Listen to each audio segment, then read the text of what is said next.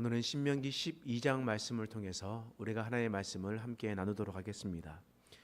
여러분, 우리가 다 아는 것과 같이 신명기는 법전입니다. 하나님의 법이 기록되어 있는 말씀, 그게 바로 신명기라는 거예요.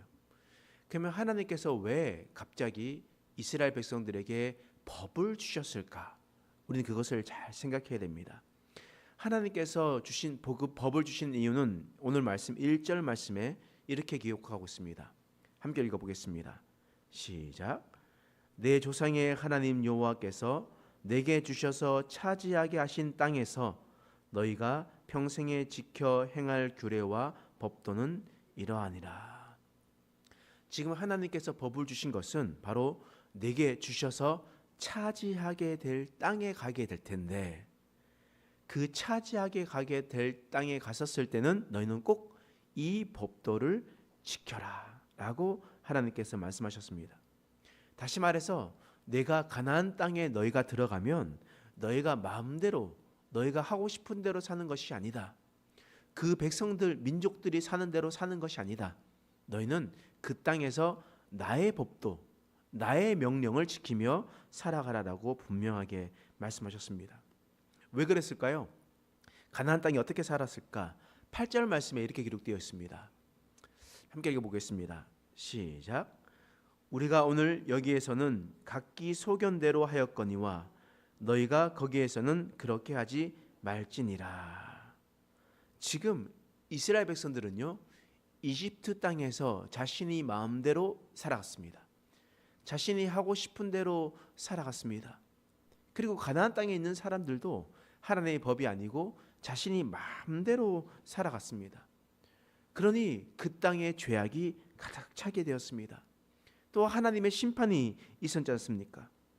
따라서 하나님께서 율법을 주신 이유는 가나안 땅에 살고 있는 사람들처럼 행동하지 마라. 너희는 이집트 땅에 살고 있는 사람들처럼 행동하지 마라.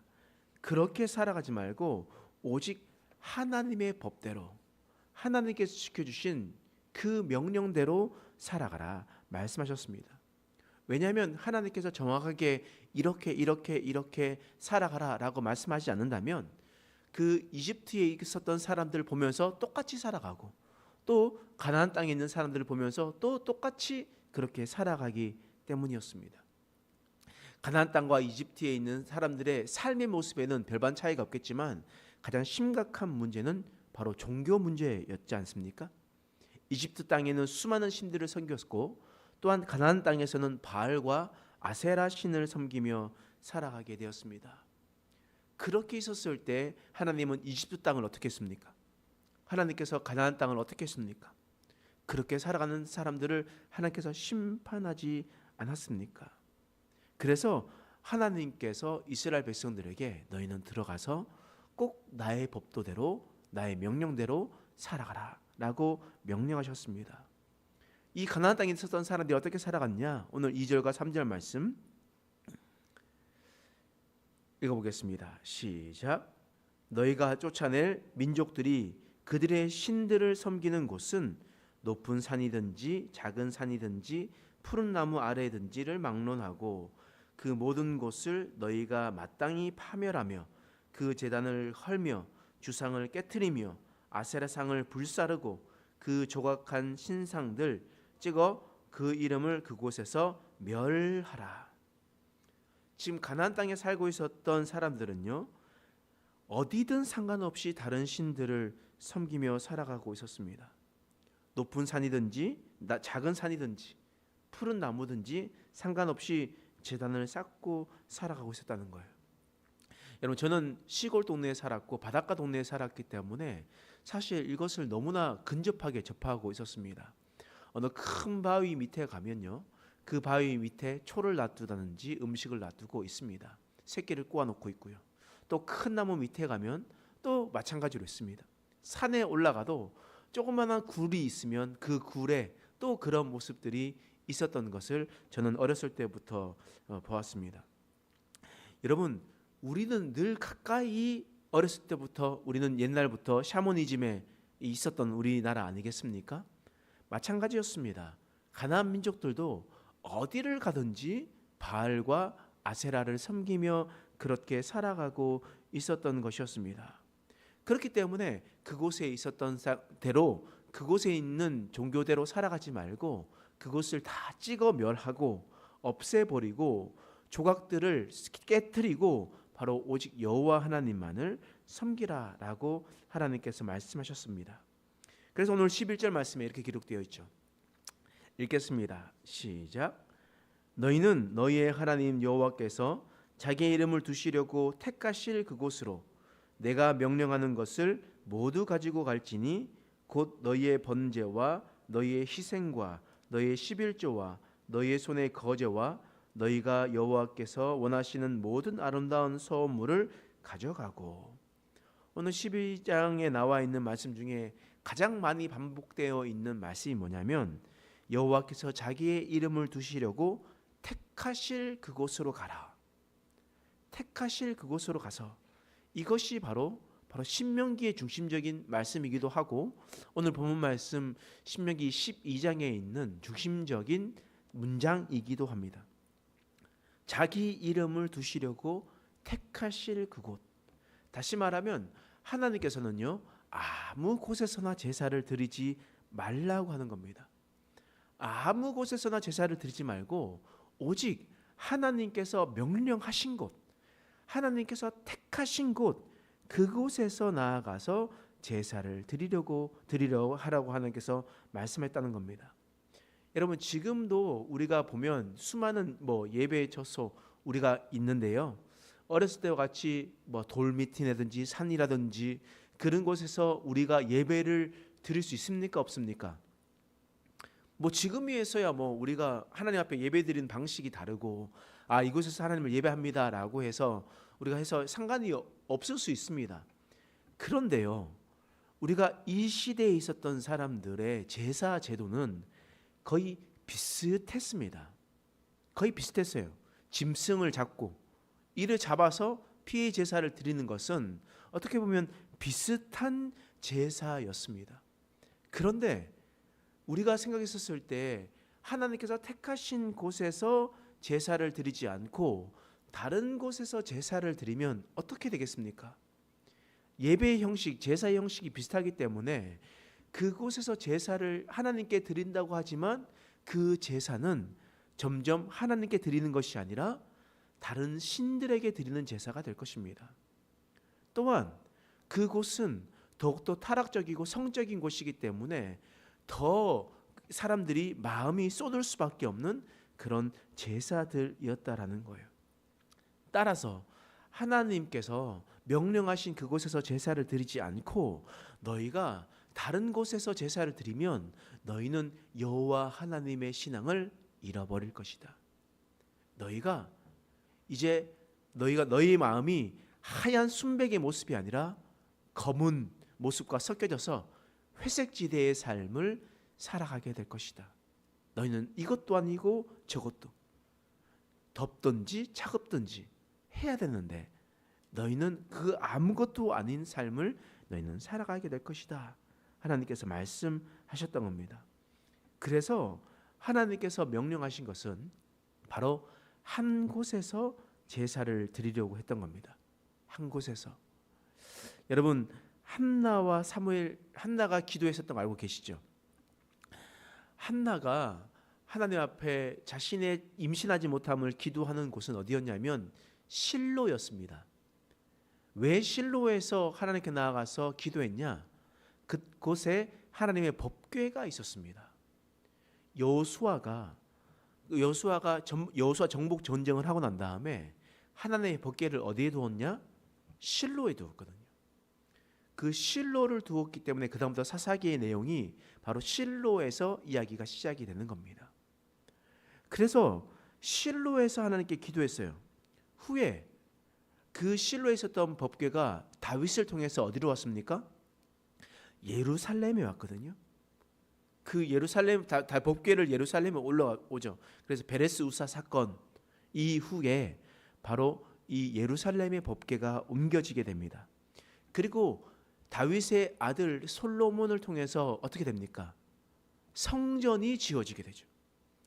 이제 성전이 그때 지어지게 됩니다. 그러면 그 성전 안에 법궤가 들어가죠.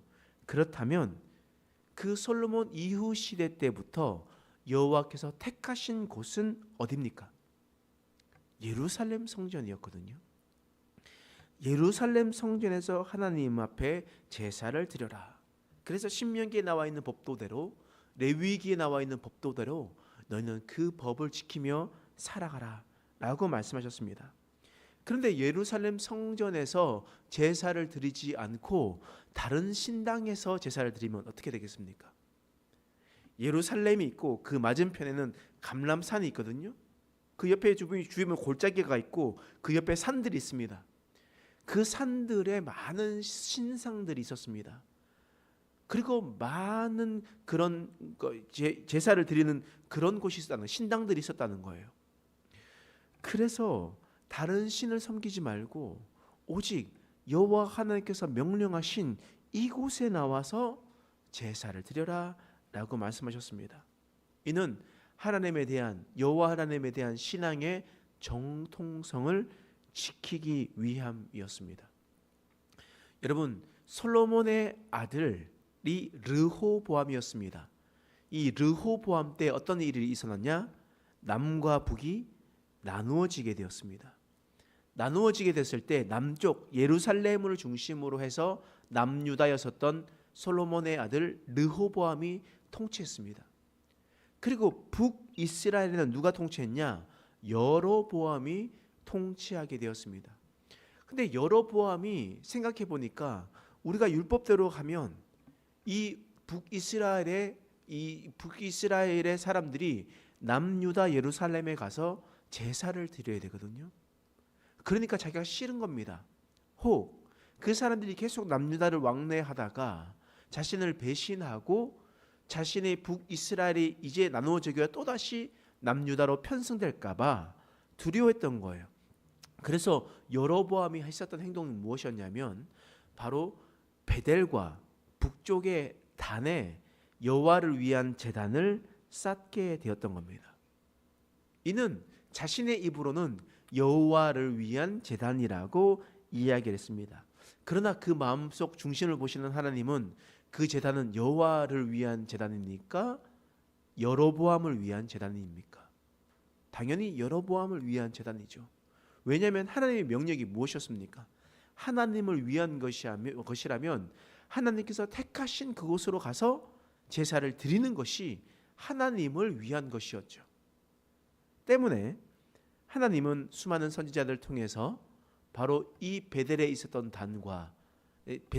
제단과 단에 있었던 제단을 꾸짖었었던 것이었습니다.